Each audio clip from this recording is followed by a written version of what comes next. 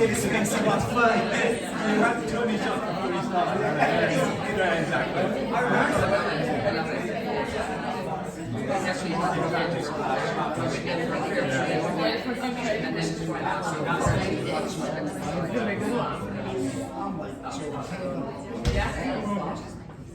Good job, this marathon. John, there is a chair here. His legs are still back. Thanks to you and choosing all them squats at the end.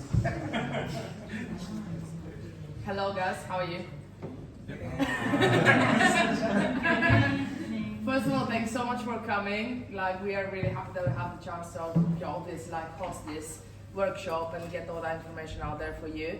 This is not going to be a dry presentation. We want to make it as interactive as possible. So, you know, as much as we ask questions, answer them, ask questions back, interact with us, because if you think that you are wondering about something, there's probably 10 more people asking themselves the same thing. So use this opportunity to get as much information as possible. It's not going to be a dry presentation. It's not going to be a Google search away type of statistics that we're going to spit out. It's going to be as relatable to you as possible. Everything that you discuss with your coach, like on a regular basis, this is what we're going to be talking about, and make this information as relatable to you as possible. And ideally, you know, we walk out of here and you're able to apply this to your day-to-day life, and you're able to like gain more control and more knowledge over your nutrition as well.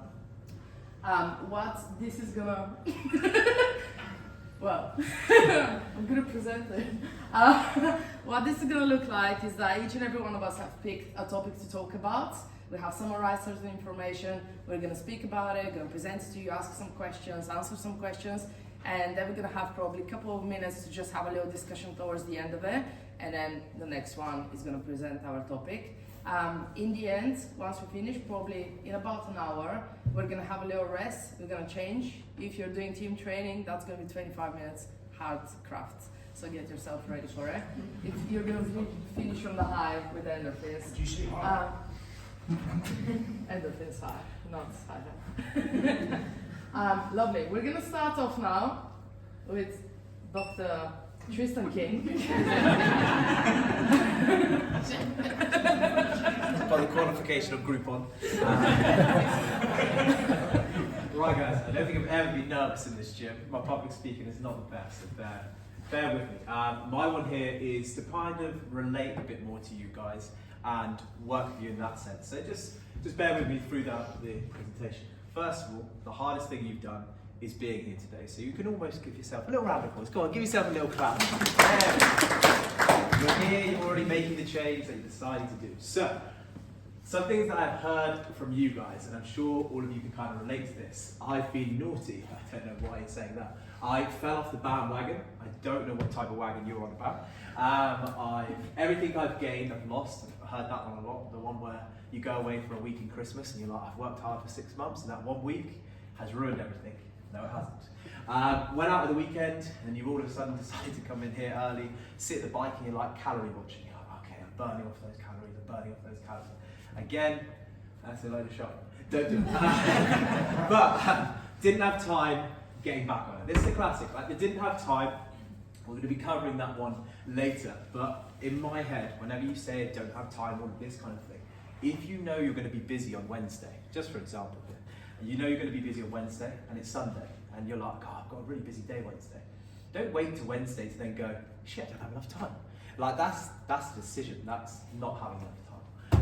And then obviously getting back on it. As soon as you come off a weekend, it's like, no, it's Monday again. We've got to start this again. Monday to Friday, Friday, Saturday, Sunday, back on it. I mean, you know the journey where I'm going for. So I'm going to bring up kind of my story and how I kind of started and my kind of training over the last 3 to 4 years. So this will kind of give you something that you can, I guess, relate to, as I said. So this was me, I'm going to say, 3-4 years ago. Oh, no, fuck. Works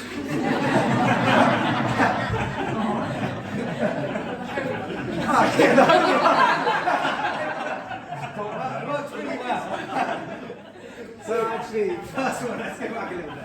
The most important thing when it comes to nutrition, in my opinion, the holy one, is consistency. We all have these ups and downs, but actually if you're just consistent and you just stay with it, I promise you're going to see much better results than this. I'm going to go as hard as I can for a week, or even a month, or even 2 months, and then you suddenly just drop off, and then it's like you start that journey again. We've all done it. Like, we've all gone, do you know, I'm going to start the journey, we've a month or 2 in, and then it's like, how come I'm starting this journey again?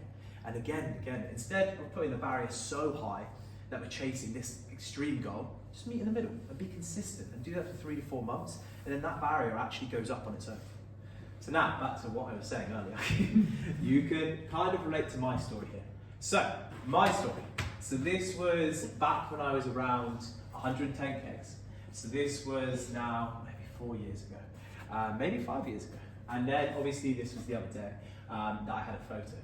The way, obviously my journey's been my own journey, but I'm going to try and relate to you in the sense that I want you to kind of see where I'm coming from and how nutrition can help you get to a better self, okay? So by raise of hands, this isn't a trick question. Who do you reckon trained more in a week? Put your hands up if you think it was this guy. Come on, this isn't a trick question. Just work with me. Who do you reckon tracked their calories? This guy? Good. Who's eating under, oh god, that's a lot of calories. Who's eating under 4,000 calories? This guy? Who's more restricted in their diet? Would we say this guy? Like in terms. And then, who is always training to their best, their max? Would you say it was this guy?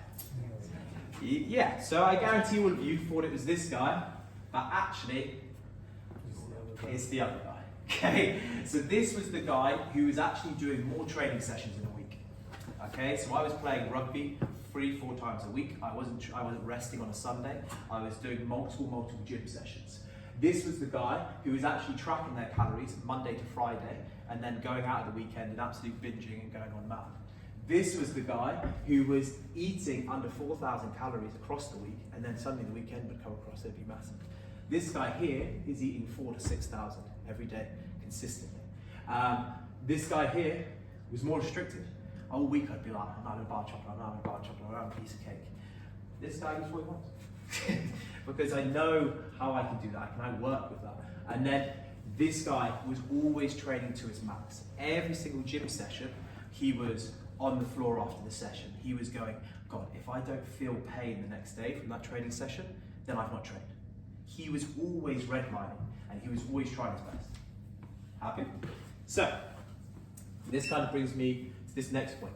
What I did, as I said earlier, Monday to Thursday, this would be kind of how my week would look. I'd be so restrictive, and I'd like plan all my nutrition around being so strict through those days and be the best behaved little boy in the world.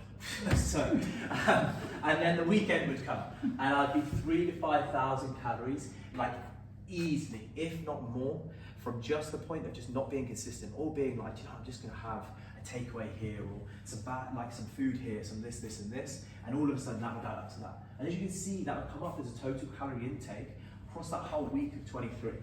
Now, this guy here, may it be that I'm eating even more than that now, but like this is where I'd be hitting my average. I'd actually give myself in the week a higher calorie end so that I could be consistent in what I was doing.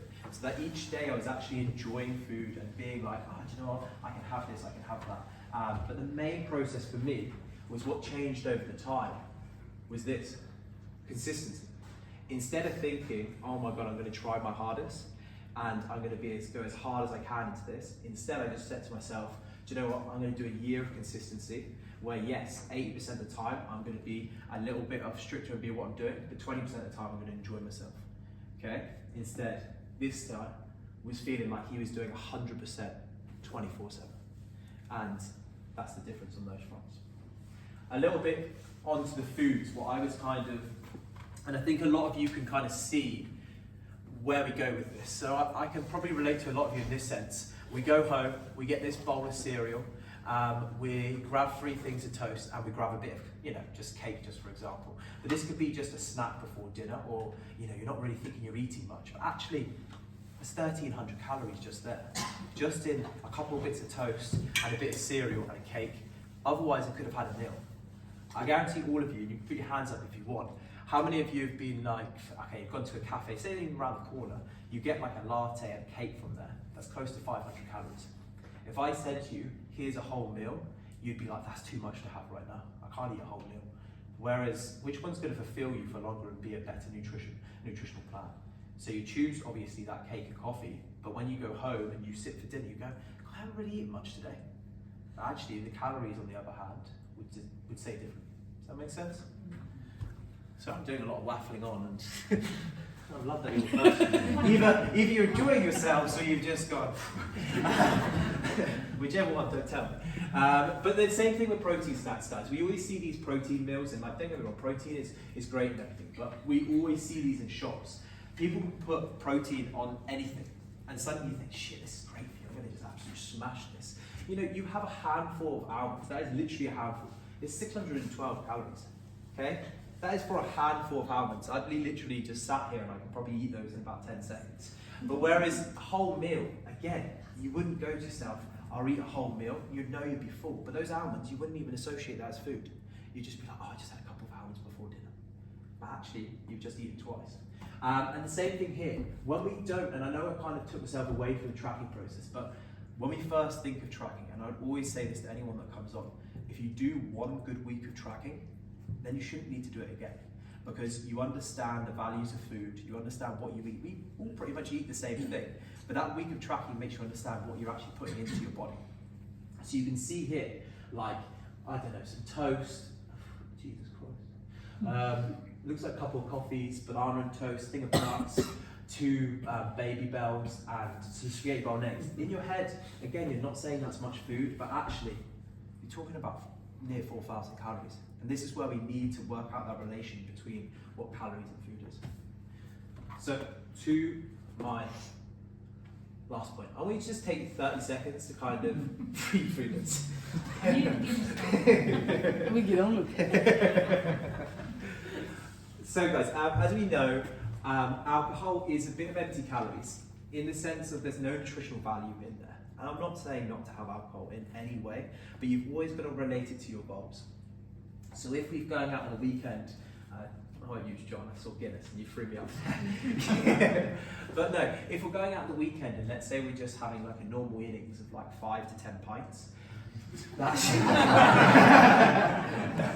but no, let's say we're having that. That's upwards of 2,000 calories. Can you see how that can quickly add up very, very quick? And say in the week, if you were working really hard on your nutrition and you were at a calorie deficit of 200 calories, you've wasted that in theory just by a few drinks here. If we're having a glass of wine every night, if we're having this and you're not really, again, we don't associate alcohol as calories because we're just drinking. Eating we associate as calories. So always just think when it comes to calories, relate it to your goal. I'm not saying don't have a drink and don't enjoy yourself. Absolutely not. But have knowledge of what you're putting inside your body. And then... Are you sending this out so I can print that out and put it in front of the fridge? I'll zoom in. On the inside of your glasses. Okay. My last point, guys, is take ownership. So, as I said, the first thing you came here to do today is taking ownership and realising, actually, I do want to change a few things around my nutrition. But after this, we're all going to speak here. There's going to be so many points that you can take. But it'd be the people that in 3, 4 weeks, 5 weeks time that come to me and go, do you know what, actually I'm making changes. That'll be the ones now that take ownership. And that comes down to you. No one can hold your hand through that. We can be here to help you to put the best place in I think we've got the best coaches in the area. We've got the best team that will help you go further than what you think you can. But you have to take ownership. Remember, we have no control of what you do outside this gym. That is down to you and yourself. And as soon as you take ownership and realize that consistency is what's going to pay off, then naturally we're going to be going in the right direction. So if you're going to take anything from today, it's decide to make a change. And that starts at the end of this presentation. Now, over to the real doctors of the group. I'm out for the evening, so on to Sammy.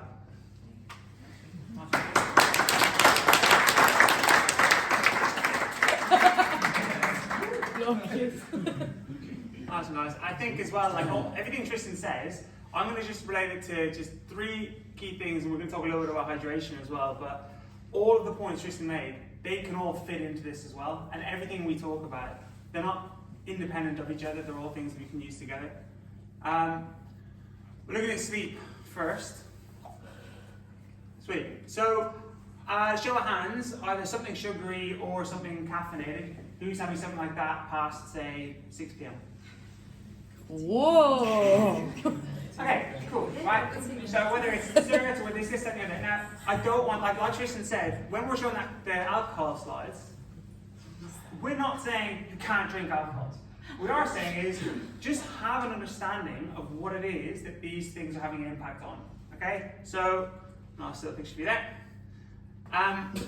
That looks like John. If that's how you feel sleeping in bed, or if that is how you would feel if you weren't just staring at your screen anyway, likely, I'm not saying it's because of only the nutrition. I'm not saying fixing your nutrition is going to solve your sleeping issue, because everyone's got different reasons that they don't sleep well. But actually, if we can go by process of elimination, if we can get rid of caffeine and sugar, at least it might have helped, but if it didn't, it's not going to hurt. Make sense?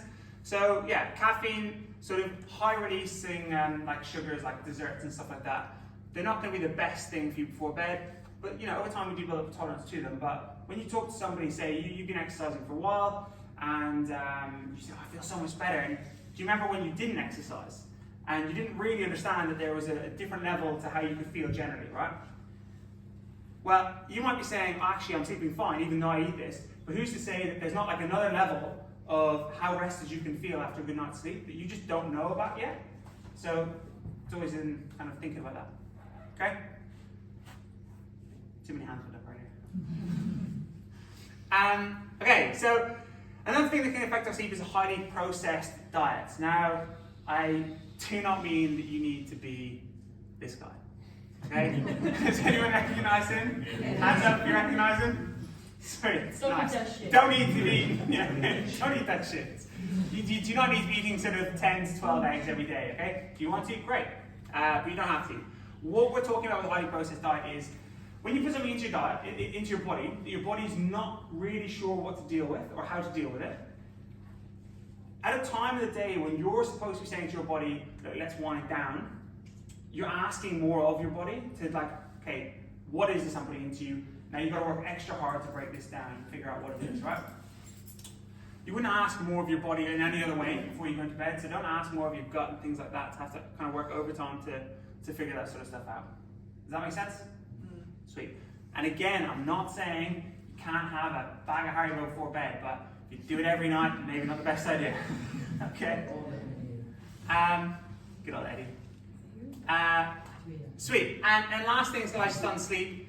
How that might influence you guys in here, because at the end of the day, you guys are members of the gym, and I want to make sure that we can bring this all back to you. We have a responsibility that when you guys walk in here, I want you to walk out after the hour being like, holy shit, that's up there with like the best hour of my day today. Unless, you got some serious stuff going on.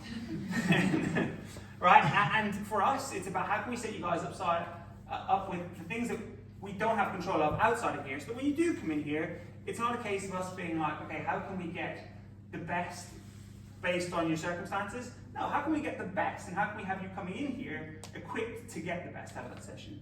Okay? And a couple of things just on that. So, first of all, if you don't sleep well, sleep is the best time for your body to recover. And if we want to get stronger, remember, what you're doing here isn't getting stronger. What you're doing here is you hit your body with something, then your body has to go away and recover from it and hopefully come back stronger. right? If you take away your sleep from being an opportunity for your body to recover, you're just not going to get stronger as quickly. Late night snacks. So I'm going to think about what we're doing when we put carbohydrates into our body. We're saying, I'm going to give you this fuel to do something with it, right?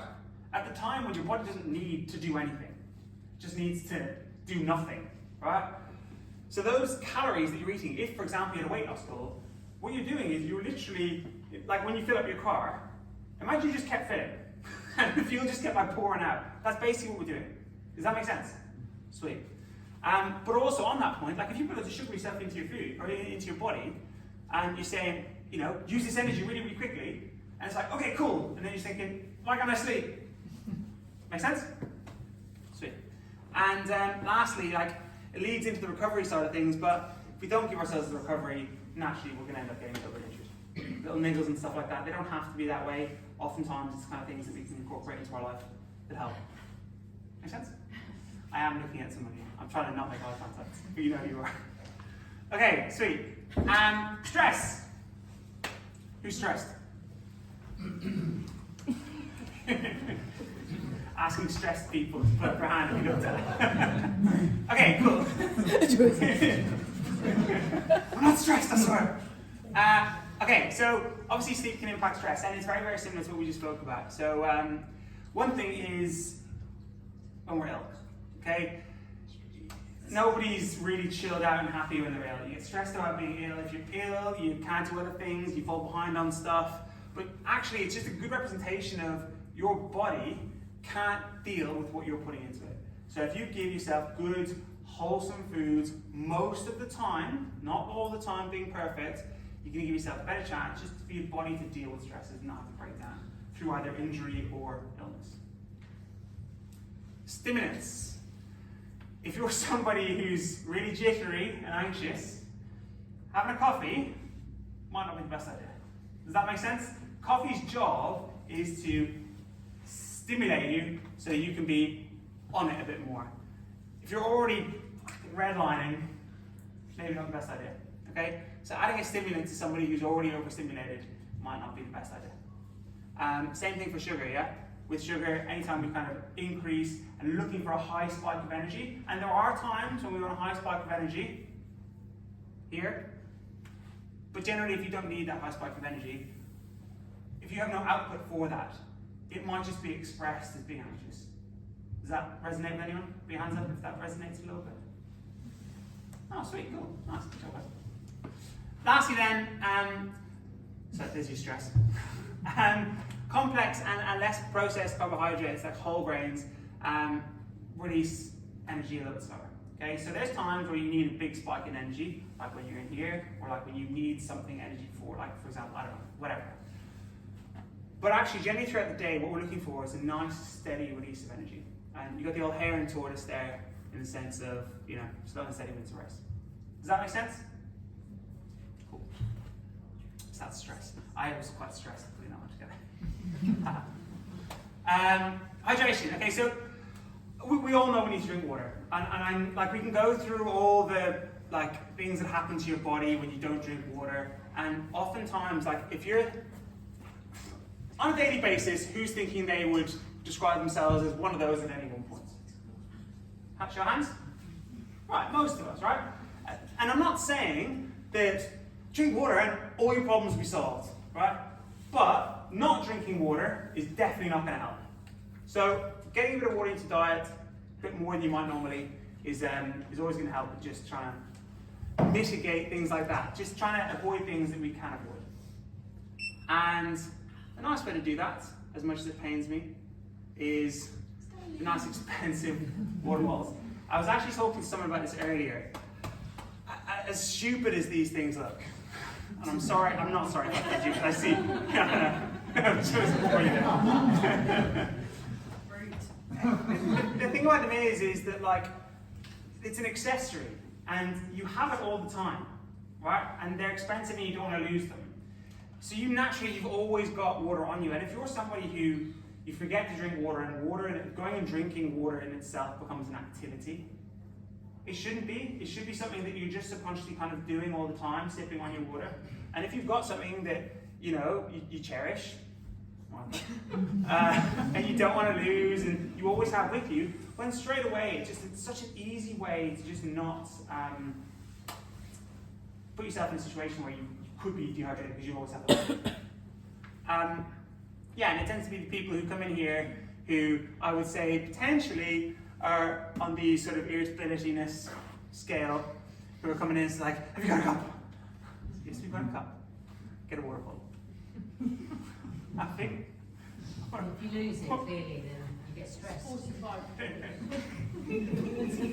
Sam, with water and squash, Yeah. what would be sort of the payoff of just Robinsons? I'm asking for a friend. But, what's like a Fanta? What's like a flat Fanta? No. Yeah, squash, like a diluted squash. I would. Concept. Yeah, no.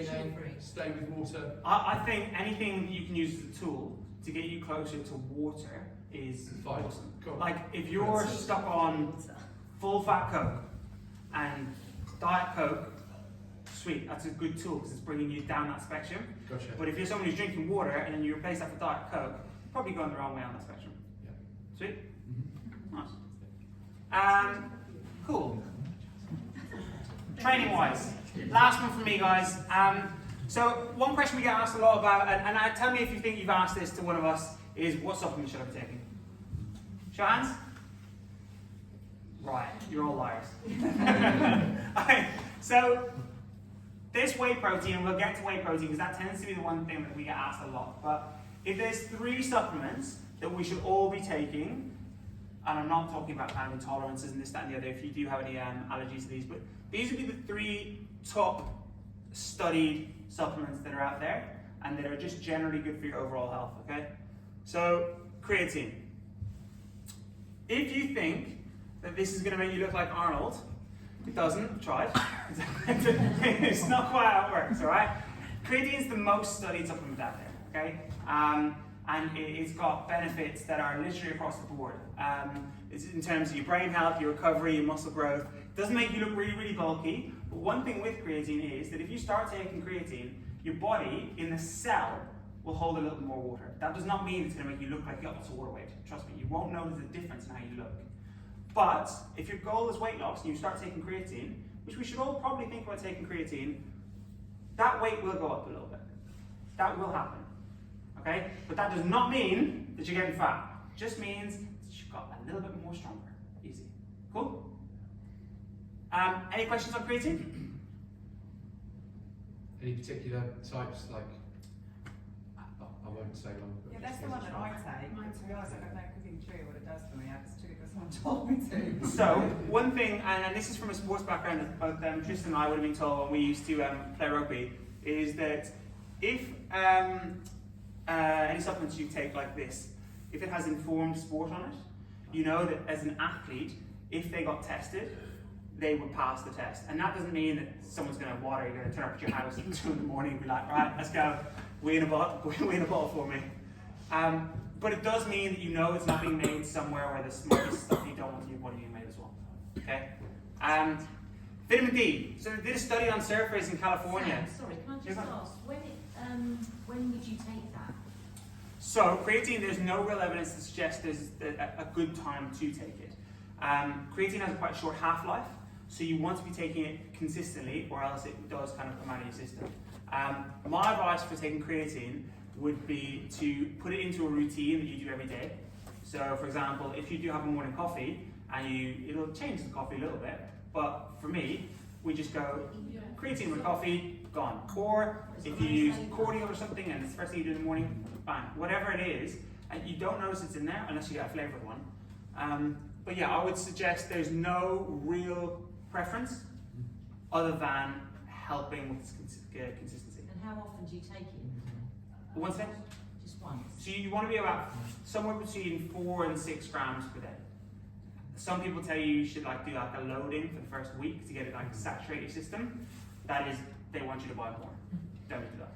Okay? It takes about a month before you start to see feel the effects of creatine in the gym.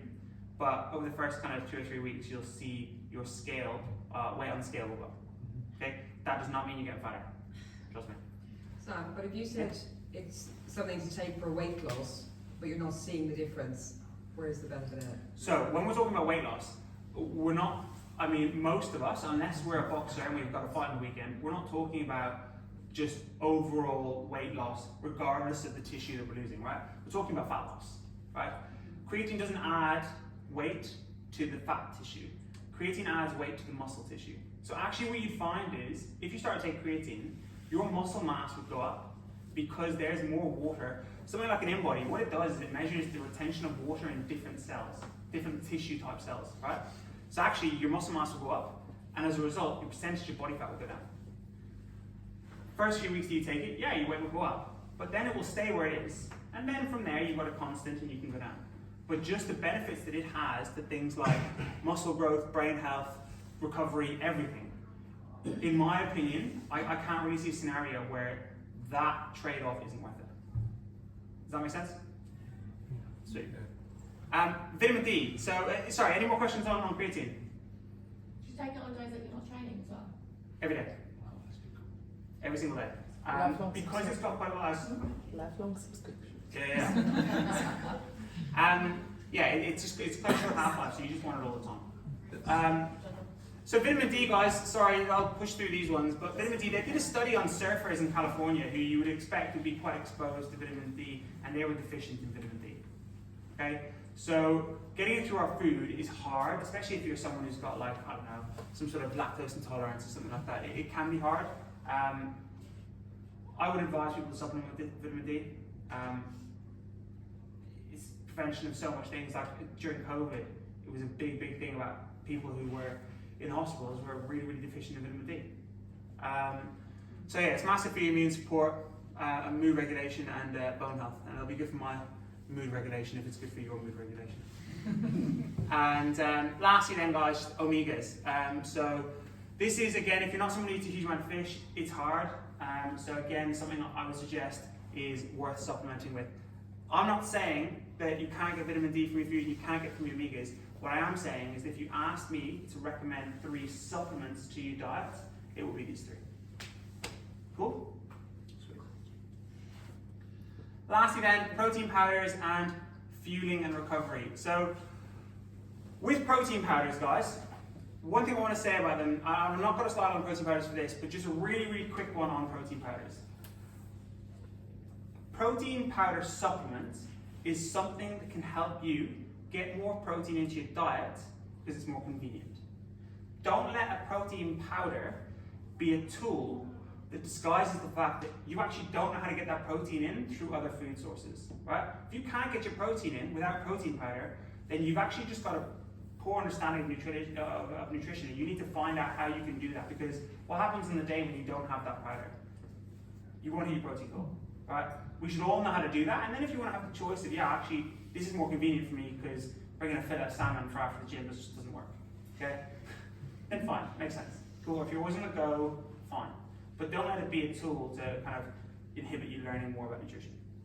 And there's loads of different protein powders out there, whether it's whey, whether it's casein, whether it's anything, hemp, pea, whatever.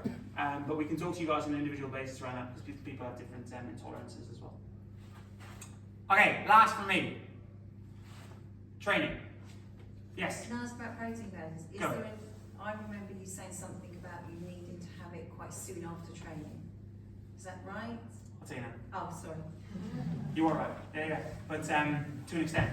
Okay? So let's look at just whole foods, protein, and gym session, and caffeine and sugar and stimulants. The reason we put this in here is because it's a question we get asked by you guys a lot, but also we have people who come in here and they're like, oh, you know, I'm just not feeling it today. Oh, cool, what have you eaten? Nothing. We talked about maybe not eating something that's high in sugar before you go to bed, that's going to really raise your energy levels. But actually, if there is a time to put something into your diet to ramp you up, it's before your gym session, right? On the flip side, when we're talking about that slow and steady, the foods that are more wholesome, that release energy slower, well, they release energy slower because your body takes time to digest them. The last thing you want to be doing is having a fry up here, right? And then coming in here and going off halfway through the gym session, coming back like it, right? We don't need that, okay? But yeah, having something that's high energy just before you train is going to help you get the most out of your session. Protein, Sally, if you want to get it in after your session, think about that as like the cherry on top, okay? But actually, the main thing is that you get enough protein in throughout the day. If you find after a session is a good time and it's helpful, kind of remind you to do it then, fine. But you don't have to do it then, okay? And then, yeah, whole foods we spoke about, just getting that consistent energy throughout the day. After your session doesn't really matter, but maybe leave a gap before you train so that you don't have like a huge amount of food in your stomach. Happy with that? Yeah, Jeff?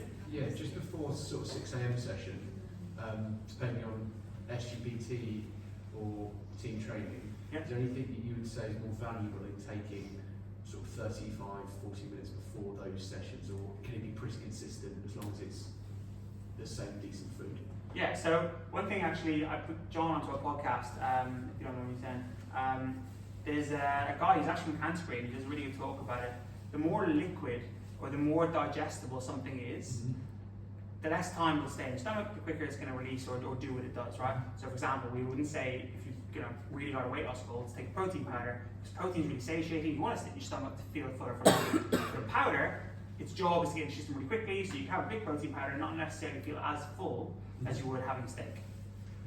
Same with sugars. If you're going to have like an apple, half an hour before a session, your body starts to break down that apple and then convert that glucose.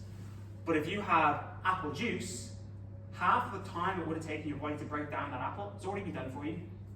Right. Still sugar's in it, but your body can just get using that a bit quicker. It doesn't sit in your stomach, it doesn't make you feel lethargic when you're training. Make sense?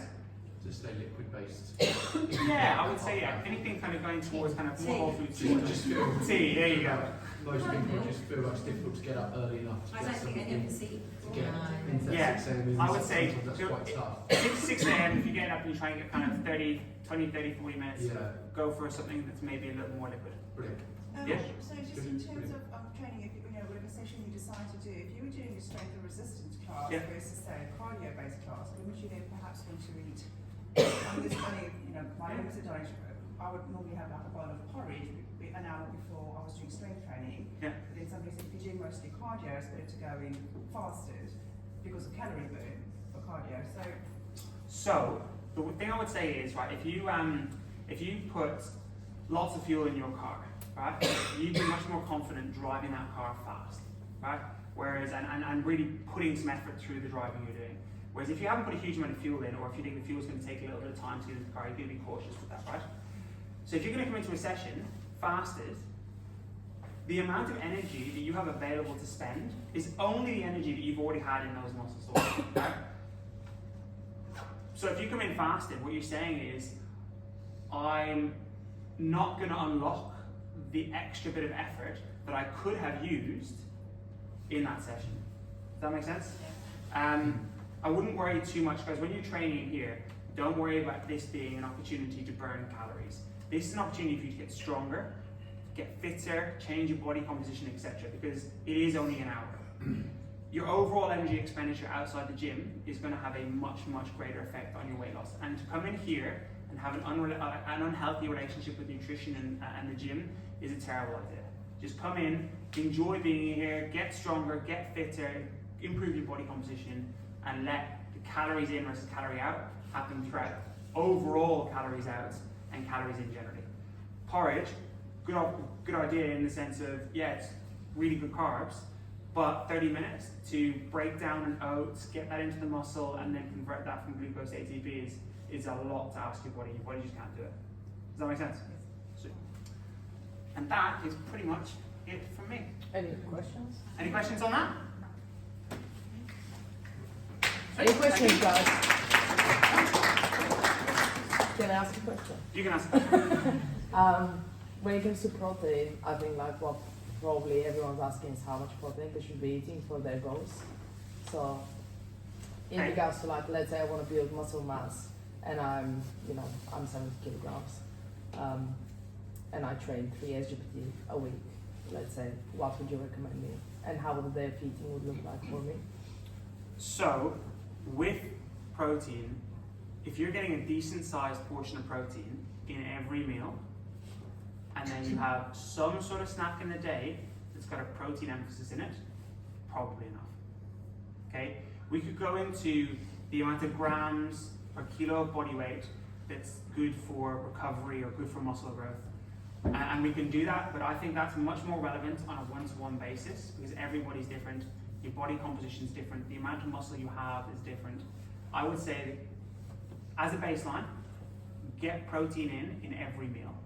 And then beyond that, talk to your coaches about it.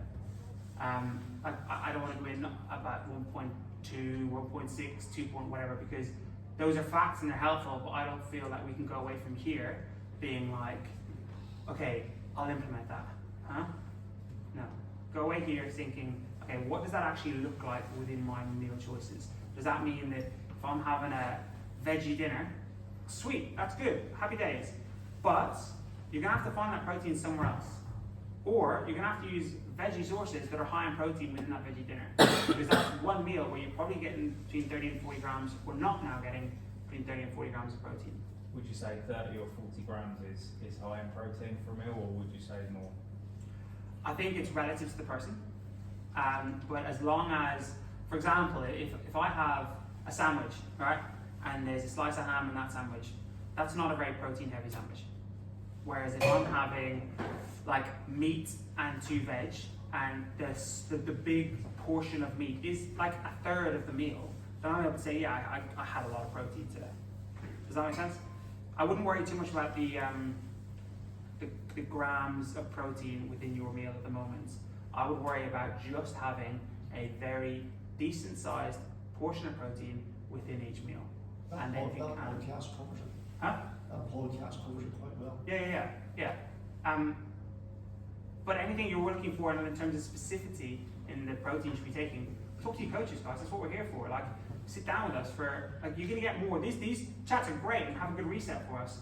But at the same time, like, how many of you after this are gonna be like, shit, I need to be on how much protein, I wanna know more.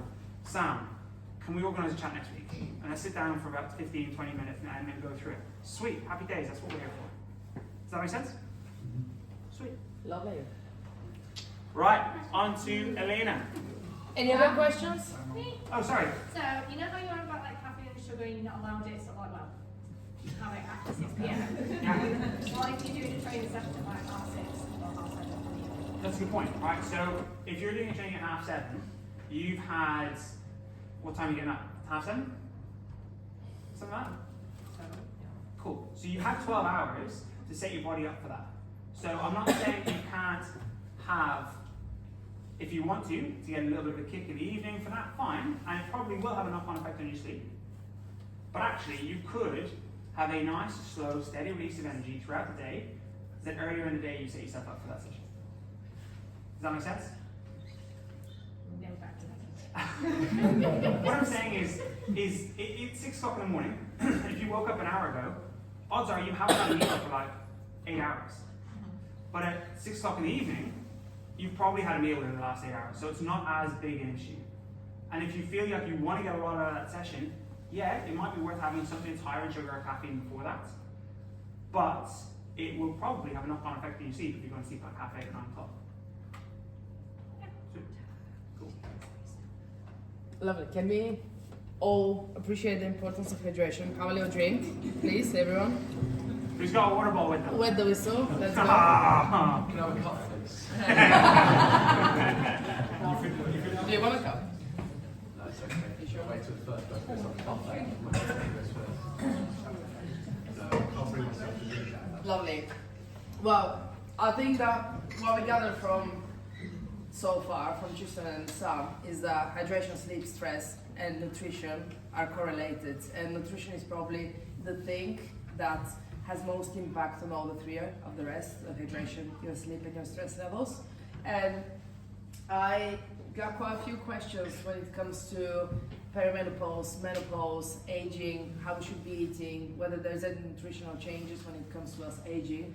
And as any other phase of our lives, we really need to pay like a lot of attention on the information that we digest from social media, guys, and as well, aging, first of all, is a privilege, so we should really take this very seriously. Make sure we get good information and understanding when it comes to perimenopause and menopause. It's important for both men and women, in my opinion, to know these things, simply because you might have a daughter, you have a female friend, wife, mom, yourself. You want to be able to manage these stages of your lives the best you can, or help someone, and basically be kinder and have a better understanding as to what people are going through, because not only women but men go through quite a lot of hormonal changes as we age. So I just want to talk about it. If any of us, obviously you don't have to do it, but like when it comes to women, have you ever felt like your body is just playing a prank on you? Like, oh my god, today I'm sweating, yeah. Today I'm sweating, tomorrow I don't know what day it is, I can't sleep the next day and so on. This could be very much to hormonal changes, not only your lifestyle, but it's usually a combination of both of them. What is important is quite often we know about menopause, we don't necessarily know what this is. Menopause is just one day in a woman's life. It's the day that marks her infertility. So it's 12 basically months since her last period, right? So for women, menopause means infertility, but for men, menopause does not mean infertility, right? And that's a big change. Women are very hormonal in comparison to men, and we go through quite a lot of changes. Perimenopause is the years leading up to menopause, right? If you Google it, first thing is going to come is that it starts around age of 51. For the 10 years that I've been working as a personal trainer, I've met so many women in their late 30s, early 40s that have entered perimenopause, that already experience these symptoms. That could be fat gaining, struggling to build muscle mass, increased stress levels, hair loss, fatigue, brain fog, mood swings, night sweats, hot flashes, and all of that, feeling of confusion, feeling of depression. And quite often depression is because all of this is happening at a certain stage and you don't really know how to manage it. And things that might have felt easier before are not really feeling easy anymore, and you just don't know how to do it. When it comes to managing these things, probably nutrition is your best friend. When it comes to your changes in metabolism does slow slowly, but actually our lifestyle changes are what really have an impact. As we age, life gets really comfortable, trust me. I know how active I was 10 years ago, and I'm like in my 30s now. You can order foods, one button away, food is there, you don't even have to go to the garden to get your veg from there. Walk feels like something we should do rather than something that we are just doing, going out for a walk, getting 10,000 steps. That wasn't a thing 10 years ago. We were just doing things, basically. We were moving, we weren't having to find the motivation to get off the couch. Life has become so comfortable, internet, something that we had to go in a computer room somewhere to send an email is now attached to us. So it's just very important to have an understanding of these things and how we can manage them better and how we can focus on the importance, because you do want to be as independent as possible as late as you can, right? We all want to be able to go to a toilet 20 years, 30 years from now, 10 years from now, and when it comes to how you feel, that will have a great impact on your life and your feeling and purpose as a human being as well. So it's just very important to take these things a little bit more serious and be like, you know what, I can do it, it's not that hard. We used to do it 10 years ago, we can do it now as well. When it comes to our changes in metabolism, what we gather from Sarah and Tristan is that processed foods and sugars and alcohol are not great for our body. And it just gets a little bit harder to process them as we age as well. They do actually damage the body quite a lot, processed foods. Everything that's in a nice, great, lovely package is processed probably. So try to have a whole food diet. That's it. I think the key to everything, rather than us focusing on carbohydrates, proteins, fats, is actually whole foods. If you eat potatoes, if you eat rice, if you eat, let's say, fresh pasta, if you have lean meat, vegetables, fruits, grains, nuts, seeds, that's basically it. That's the secret. It's not complicated. You don't need to get anything to balance your hormones, which is heavily promoted on social media.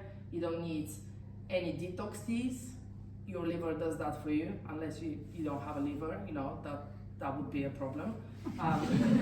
Otherwise, Yeah, registered nurse. But what I mean is that all these things that you see that might help your digestion online, and powders and supplements, will be easily just dissolved by just having a whole food diet, eating whole foods. They keep you satiated for longer, they take longer to digest as well, and they fuel your body with nutrients. They help you sleep better, they help you have a better mood throughout the day, and just live a better life in general. When it comes to our bone health, women are actually prone to developing osteoporosis, so bone density decreases quite rapidly as we age. That happens because our sex hormone estrogen drops down, but it doesn't drop down like this linearly. It's like this, so it's on and off, on and off, on and off, up and down, like a roller coaster. So what you need to make sure is just get calcium in your diet. Calcium and vitamin D go really well together because vitamin D helps calcium absorb. If you're lactose intolerant, let's say, definitely get some supplements. But if you can have dairy in your food, then that's great. For women in perimenopause, menopause, and just in general, Mediterranean diet is probably the best one. Lots of research done on it. Lots of olive oil, olives, good fats from plants, good fats from meat, lean meat as well. Making sure we get lots of fresh vegetable, fresh seeds, and all of that. When it comes to our heart health, like Sam said, omega-3s, if you don't like fish, then supplement. If you're not sure which supplements, just drop a message to us and then we're gonna recommend the brand, right? That's the supplements I take. Vitamin D, fish oil every day. Creatine whenever I remember, but it's there. When it comes to our mood swings and well-being, I just want to ask you, how do you de-stress? What's your de-stress? The gym. So physical activity. So, what's that? Cool beer on the summer nights. Stress is huge. I got a question as one of our members messaged me and they said, I just can't get rid of belly fat. And if you Google it, belly fat in perimenopause, menopause, even in men, it's called cortisol belly. So it's the stress belly. Cortisol is our stress hormones. So we need to make sure that we actually de-stress in a way that doesn't include alcohol and processed foods.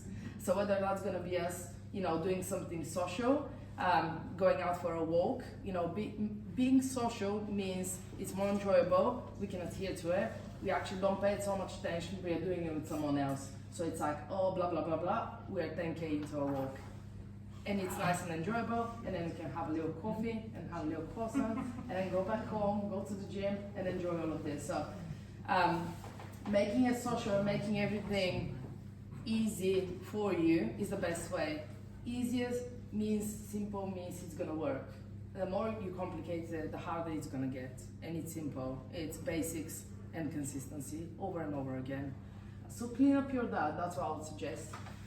When it comes to, symptoms and lifestyle, I feel like I should have had something else beforehand.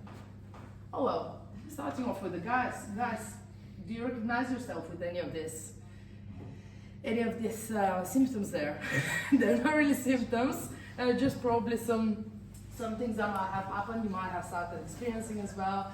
But men also go through hormonal changes. Not all men go through this, like massive hormonal changes, because it really depends, same as women, depends on genetics, depends on your lifestyle, depends on actual medication as well, and whether you've gone through a certain treatment that's induced hormonal changes in your body.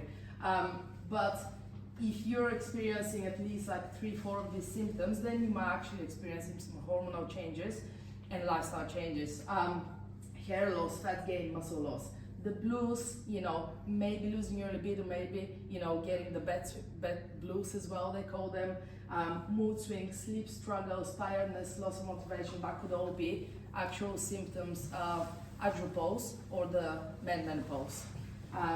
This is actually not recognized by the NHS officially as a symptom. It's more of a lifestyle-induced type of thing that they consider, that men experience quite a lot of pressure to be the provider of the family, to meet social, basically, expectations, to take care of children and so on. And quite often you might be feeling as you're juggling too many things at once and you just can't get on top of things, right? On annual, men start declining with testosterone after the age of 30. So by the age of 30, you would start experiencing some drop in your testosterone levels. And there is hormonal therapy for both men and women where necessary. So whenever you feel like, you can also always go and check your testosterone levels with the GP, and always your GP should be your first call of action if you find something that you're not feeling okay with, right? Adrenal glands function decreases in men, and imagine your stress button is just pressed like this all the time, and you're stressed all the time, and you can't sleep, and so on and so on. That might not just be lifestyle, it could be your hormonal changes as well. So what you can do about it, that might look familiar. Hydration, vegetables, lean proteins, nuts, seeds, right? This is how your food should look like on a regular basis. You know, a fry up every now and then, it's nothing to worry about, but generally, use olive oil if you're gonna be frying something. But these are the foods that we're looking for. You know, nice, nutritious meals, 3 meals a day, couple of snacks whenever you want. Lots of fruits, lots of veggies. Literally, you could not overeat on veggies, trust me. We don't have enough in our diet, we're not consuming enough.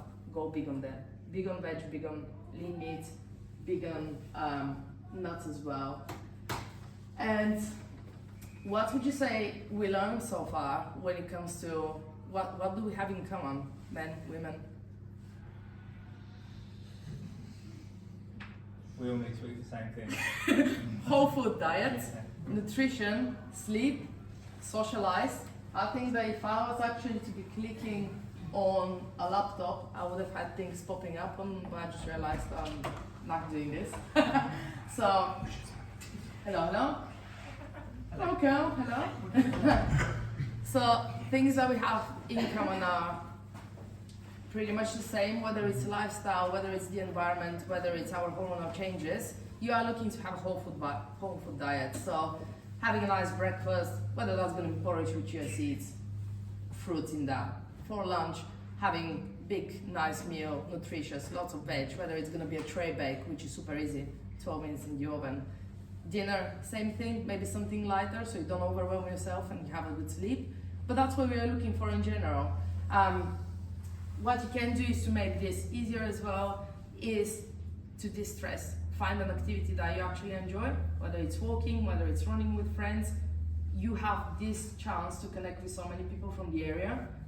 You can always drop a message in the group and say, does anybody fancy this? How we did, and we did a little walk, and we had pastry, and it was great. And these are ways for us to just distress a little bit in the end of the week or during the week. Maybe go yoga, maybe go dipping, little dip in the sea, that worked wonders. But do you have any questions in regards to that? I know mine was a little bit more less scientific, but these are things that I feel like we all should know because we're all gonna experience them at one point of our life, or we are already experiencing them, or we've been through it. Come on. Yeah. Can you take too much omega-3? I know you can take too much vitamin D. Yeah. But very hard though. I think that Nicola can answer this better. You're on. What would you say? Yeah. I don't think so. I don't I think there is a recommendation. With a lot of vitamins, and the reason they don't recommend a lot of vitamins unless you know you're deficient in them because you should test Yeah. it out. So then you just have expensive bits. Yeah. Absolutely. Like vitamin C, quite often we Yeah, just vitamin C is just also be out. you just be it out. Yeah. So there's no point taking Yeah. it unless you're deficient. But So I don't weights- think you can take too much. I think you just No, I don't think unless you as go well. on liver. If you have like, if you literally go and see them like NHS recommendations, if you just follow these recommendations, you'll be well off. Like you'll be fine. People just don't do it. People think, oh, yeah, NHS. They don't know anything. The recommendations are not bad at all. You can definitely do better than that. Increase your protein. I definitely think they can suggest more protein. But like in general, these are not bad recommendations at all. They tell you to hydrate, to eat good carbohydrates, to eat fats, which help your brain, they help your temperature, they help your organs. Like protein helps your recovery, sleep. So there is nothing bad. So if you go in there, I would say probably a little bit more than what's being recommended. And also when you buy supplements, just check what you're actually buying per tablet, because I know a person that bought like omega-3s it was, and per tablet, he has to take 5 tablets to actually meet his recommendations.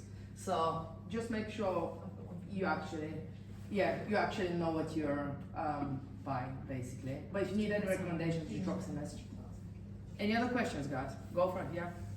Question about the protein. What do you think, or what do you think of the protein yogurts and the protein meals that they're sort of selling in the I think- supermarkets and things? Like when it comes to the protein yogurts, if you like the flavor of them, then have them. Don't have them as a replacement of something. So if you crave chocolate, have dark chocolate, full of antioxidants, great for the body.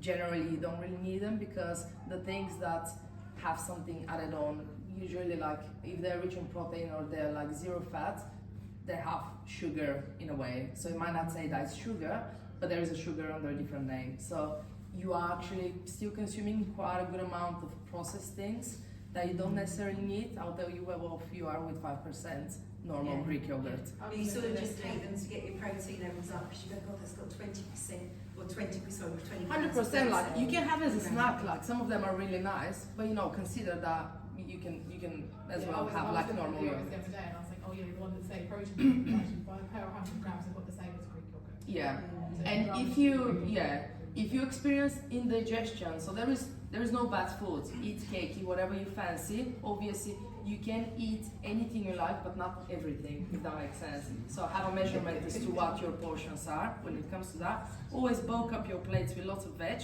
Have dessert whenever you fancy dessert. But like, don't think, oh, I'm gonna have like 3 protein, yogurts today just to add up to my protein, and then have like, I don't know, like something crappy to eat, because you will suffer with indigestion.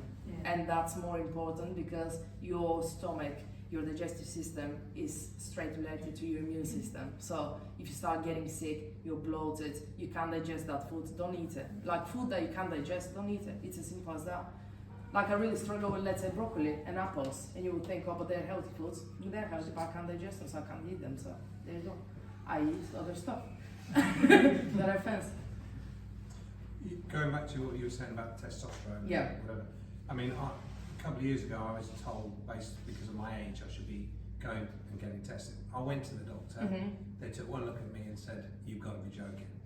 Yeah. So if you come up against that barrier, there are companies out there where if you do your Privately. privately, is that are there better companies out there? And if you have got slightly lower levels, then is it just, again, boils down to diet, or is it going to boil down to 100%. supplements? I would always like, if someone tells you need to start supplement with this and that, start with your lifestyle first. Am I doing everything I can do from my points to be in the best point I can? And then if you're still deficient in testosterone, yes, get the treatment. However, you shouldn't be dismissed when you want to check anything. So you should go and try another practitioner, not go necessarily privately straight away. Like, Ross. Ross is in his late 30s. Ross said that he's gonna have his testosterone checked with his GP, so I don't see why anyone wouldn't go, because you have this right to check your. My brother-in-law had the testosterone at 90-year-old. Yeah. Because he took steroids so much because of his other conditions. So you should get blood tests done on a regular basis just to check where you are with your vitamins, minerals in general as well, and testosterone. 100% go on it. Like your. I thought you're off. Is there any other questions, guys? Love it. Just about like snacks. Yeah. Fucking snacks. Like, seriously, like snacks are like life, really. Like for all, we're all just on it. Are there anything in particular you're like, this is a really good snack? Like this is good to just snack on this. It might not be the best thing. It's not the worst thing, but it will just get you through. Like, I've seen people snack on jelly and stuff like that. You see things like of like these big eat foods to just try and like almost take away the idea of you. Tristan talking earlier about the idea of eating before you eat. That's like criminal in our household. You go home, and the cheese is out, and you cut the cheese, and you eat the cheese, and you're cooking with cheese, and you've already eaten the amount of cheese you should have eaten. You know, like, That's not cheese. so much I know when you said that was real, but is there anything that you, like, we could have as, like, covered snacks, stuff that's there, that you say, it's not the best thing in the world, it's not the worst thing in the world, but it's good to go to. I personally, but that's me. Yeah. I love beef jerky and I love Yeah, baby fine, bells. stuff like that. Like I know Okay. Emily snacks on baby bells quite often. Yeah. I would keep it. Really? Yeah, like cottage cheese, pineapple. If you're thinking that way. Yeah, right? Just got to try something new, 'cause I'm But just make sure you have big meals. Don't be afraid to actually sit down and eat on the table, because that will minimize your snacking. Yeah. You're not going to be consuming as many calories, but you're going to be fueling up your body. So think fueling, Yeah. don't think restricting. And like if I'm to give you a personal like advice, don't think of your diet as restriction, think abundance. What more can I add to my diet? Not what can I take out. Add more variety. Think I haven't had salad, I haven't had this, put lots of things. Eat good foods. Don't think, oh, what should I be taking out of my diet? Because in the end, you're going to be left with picking snackies all the time, here and there, and then you're going to be through the roof with calories and sugar. Just more organized, which is obviously what Emily is going to be talking about now. It's actually, how to help you with time management. Do you need a wee break? Yeah. Quick one. Lovely. Any other questions? We're also still here. Everyone happy? Lovely. Yeah, I don't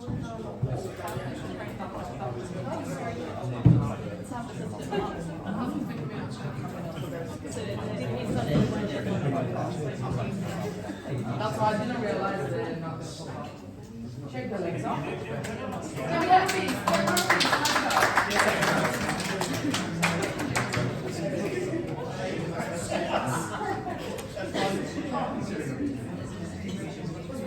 Just let my heart rate build for a whole hour. Yeah. Go right there. Yeah. I was like looking at my watch.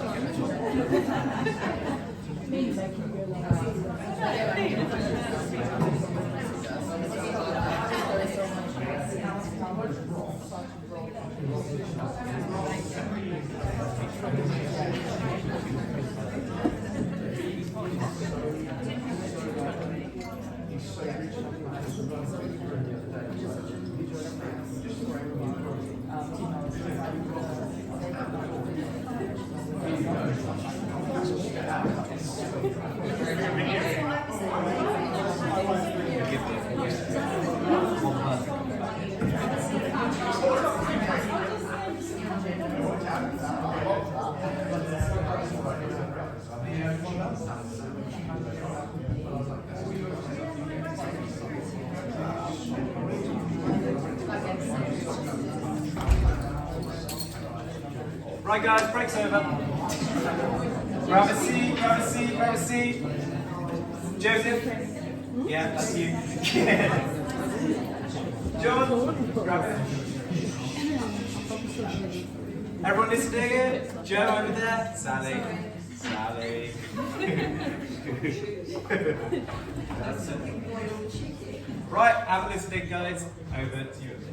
Right guys, so this to finish off, I think it's a bit mean that I've had to go last, wait a whole hour, let my heart rate build a little bit, but we're just going to tie it all together, 3 obstacles that we all struggle with our nutrition. So have just a quick shout out, what do you guys struggle with mainly with nutrition and getting your goals? Alcohol? Cakes? Great.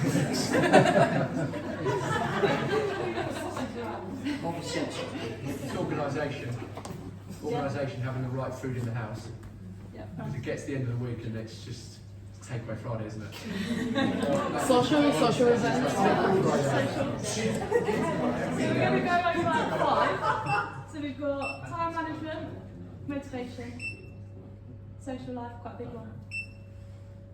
Like having a big family. I know a lot of you guys have got kids and struggle with time and organisation, like you just said, Joe. And meal ideas, what to have. So starting off. The good stuff are coming.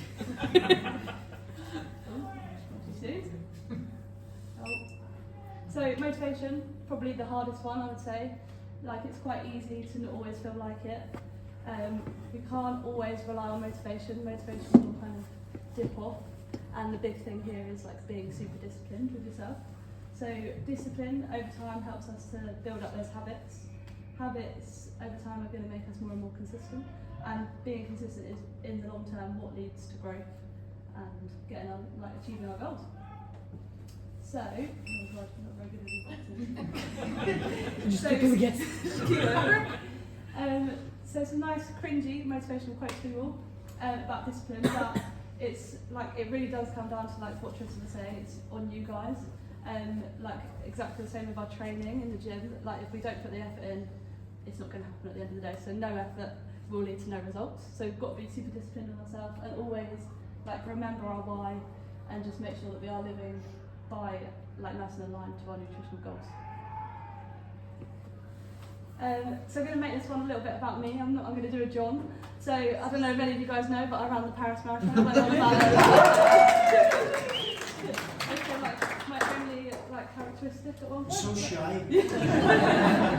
Not as much as John with his full London Marathon gear on, but.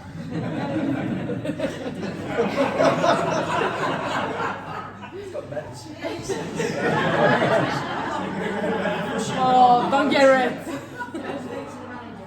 But yeah, like motivation isn't always going to be there. Like with my training for the marathon, it was 12 weeks. It was rainy, windy, cold. So like towards the end of the long runs, it takes up your whole weekend, and like I wasn't always motivated to do it. But discipline is what got me there, and remembering that Did you I've got train a for a goal. marathon in 12 weeks? I did. And she smashed it. But like, you just got to show up for yourself. You've got to do it. You've got to think about the goal, and like it felt really good at the end. So exactly the same with your nutrition. Same applies. Doing the hard things on like the days that you really don't want to do it. That's what it's all about. So like we said, time is another thing that quite a lot of us struggle with. I know that a lot of us here have quite busy lifestyles. We haven't got a huge amount of time to shop around, spend hours in the kitchen. And like Alina said, it's very easy to, we can just literally order a takeaway now from our phone. So grabbing a meal deal is quite often like a lot more time efficient, but not necessarily like the most nutritionally wise choice to make. So ways that we can get around that, just a little brainstorm. Choose a day in the week where you have the most time. Like for some of you that could be a Sunday, your Sunday reset day when you like do your laundry, do your ironing. If not, that could be a day where you've got more time naturally. Have a little weekly meal planner. I know that like when I went to uni, I was that person, like I had a little thing on the fridge that I stuck on like Monday to Sunday, and I wrote out all my meals. So something like that is quite good to just sit down and plan ahead for the week, get yourself organised. There's so many recipes out there on like TikTok, Pinterest, Instagram, so just go for it. There's like different things like chopping your vegetables on the weekend, do that on a Sunday. Like naturally that's just going to save you a lot of time during the week. Meal prep, hands up if you meal prep. Nice. That's not yours. I meal prep every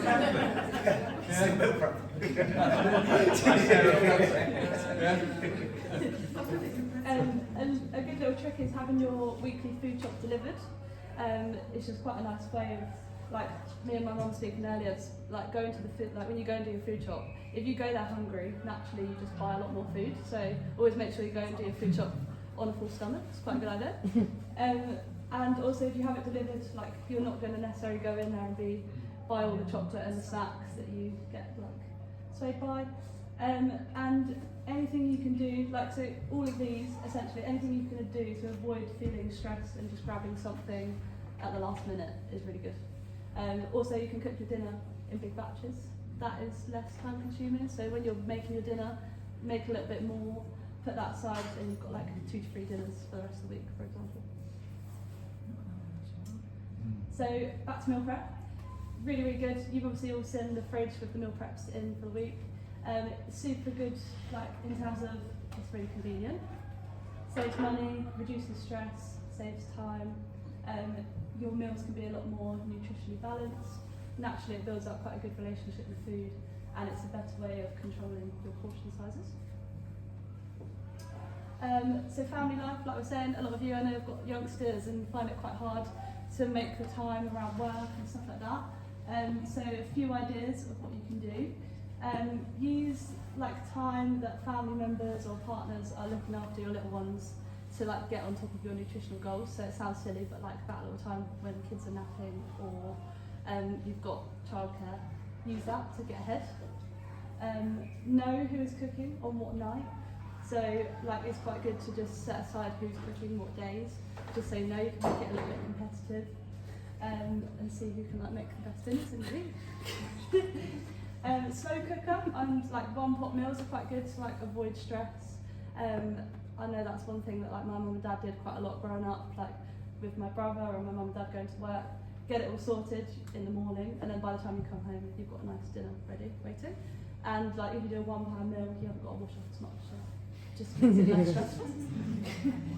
Involve your kids, like make it an activity for everyone to help out with, obviously safely, but like get them to like chop the vegetables with a safe knife, for example. But you can make it an activity and get everyone involved. Set an example in the kitchen. I think it's a big thing, like to know that what you guys prepare for your little ones will have an effect on them growing up. Like I remember when I went to uni, I like left completely to my own devices for like the first 3 weeks, and I probably lived off like pot noodles and baked beans and stuff like that. But I was really thankful actually. Like my mum and dad had a big influence on me, and like it made me realise that actually my mum was really helpful for putting vegetables in my dinners. And eventually I got there. And like yeah, nap time is a good time to prepare food when kids are sleeping. So social life. A lot of you probably think it's quite hard to socialise and be aligned with your goals, but these are just a few things that you can do to juggle the both. So organise social activities that aren't always revolved around drinking and eating. So we don't always need to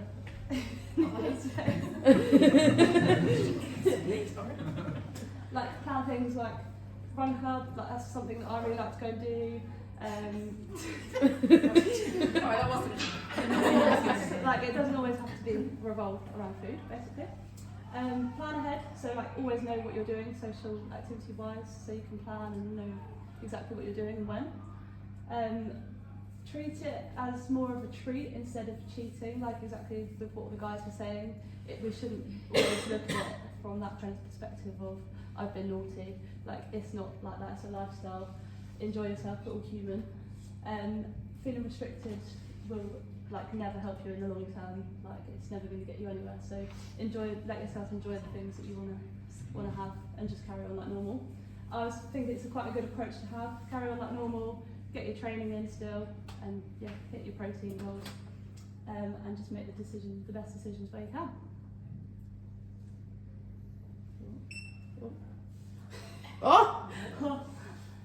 So meal ideas. If you're struggling with meal ideas, we actually have a recipe book that most of you probably have got access to, but if you don't, just let your coach know and we'll get it sent over. And then that ties us nicely into the main challenge. Do you want to Oh yeah. Lovely. Wow, here we go. Guys, do you have any questions? Any questions for Emily? Meal prep, social life. You don't invite us to the run. Oh. You're not really good at that. No. Do you have any takeaways, for example, that you would say are healthier? For example, I know there are people who are like, I'll go for Nando's because you can kind of base your meal on like the protein source and then build it around that, or would you just say try and, you know, when you are going out, just enjoy it, or would you say still kind of focus on the protein? I would say yeah, like still enjoy yourself, have that meal, but like things like Nando's, Wagamamas. I've got like I know Sam likes tortilla, good burrito. Yeah. Nothing to do with any sort of nutritional value. Sloop of rice and bread.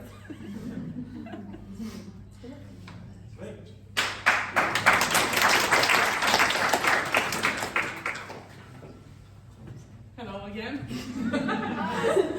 Guys, we want to kickstart all of this with with a little May challenge. All of us are participating in it. It's just a little something to get us going, keep us accountable as well, and actually help us with the things we struggle with, which I think is the simplest things that we just summarized, which is time management, getting some movement throughout the day as well, meal prepping or just being organized with foods, or like having ideas when it comes to recipes. And that's going to be you working with your coach on an individual basis, but all of us are doing it. All of us are hitting steps throughout the day. I'm probably like really guilty of not actually moving when I'm off the gym. Like I just cement myself on the couch, and then I feel really fatigued. And your recovery is actually a physical activity outside the gym where you just do things. So we are 100% going to encourage you to have a think about what an achievable goal is for you. If you're really busy working, taking meetings all day long, can you actually take a meeting 10 minutes outside on your headphones and just go for a brisk walk?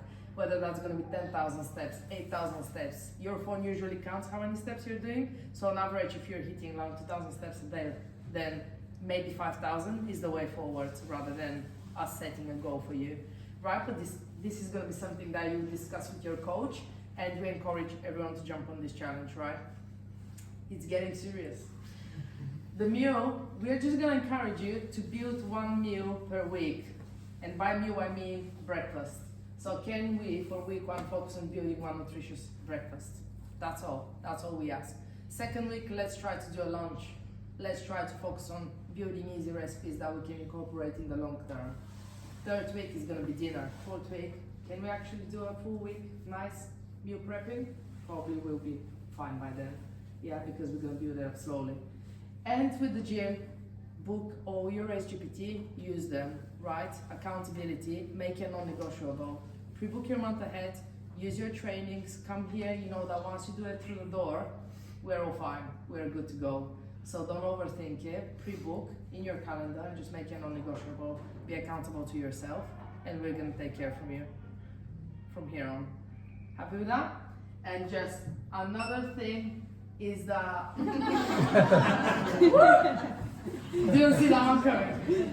Right, Emily is going to be taking our run club, and John's going to be at the back as well. Guys, this is one thing like we do want to do for ourselves, for us as well, but this is our social thing that where we can help you do it when you don't want to do it, right? Just come. You can walk this 5K, you can jog them. I'll be jogging, walking. I can't really run, so don't expect that you're going to be flat out running 5K. This is going to be an improvement, and we're all going to try to improve on this. 5K, that's going to be around here, around the Rugby Lake. I think that more details are to come. It's every Sunday, and the first one is going to be on a Monday. So Monday 6th is bank holiday. We're just gonna get around. If you want to bring your kids, they can cycle around here. Absolutely go for it. Doggies, all welcome. I'll take care of the dog. But yeah, any questions in regards to that? Are we all happy for it? What time? 9. I mean, like we were going to ask you back in 9 is fine. Is 9 a good time? 9 a.m. Happy with that? We were thinking 9 to 10 a.m. for this Monday, and then we can pick an actual time on a Sunday, which is going to suit you all. So, what do we say about Monday? Who's coming? 9, 10, yeah? Yeah? Who will come, right? It's in the calendar, it's booked on. Is that the 6th? 6, which is Monday, yeah.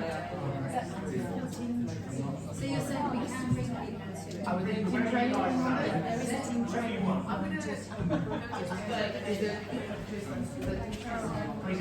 That team training will be. So guys, with this run club, the idea is going to be each Sunday.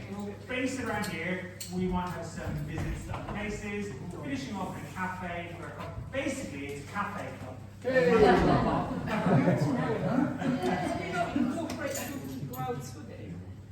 You can run through work.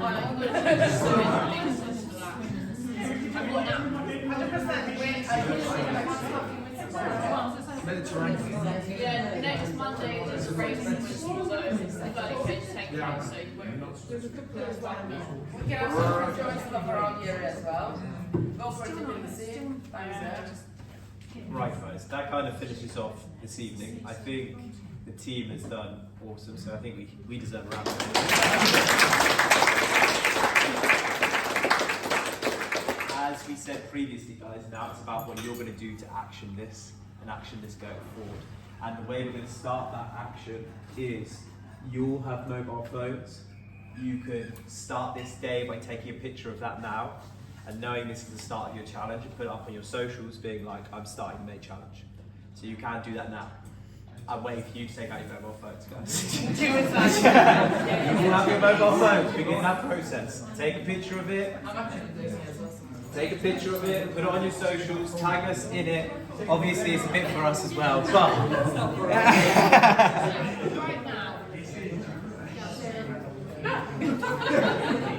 but guys, we're going to be taking down everybody that tags us in this, because this will be the ones that we'll be keeping note on so that we know to keep you accountable going through this May challenge.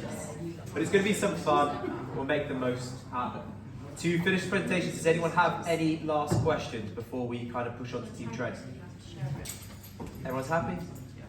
Did everyone take away something from the evening? Perfect. That's what it was all about. I believe we're now going on to team training. So a bit of fun. It's going to be about 20 to 30 minutes long.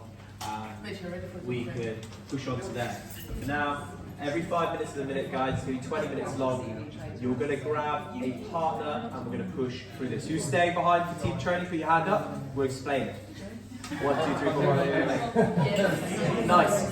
For those who aren't staying for team training, some of us will stay outside and answer questions. For those that are staying, we can start warming you up. Lovely.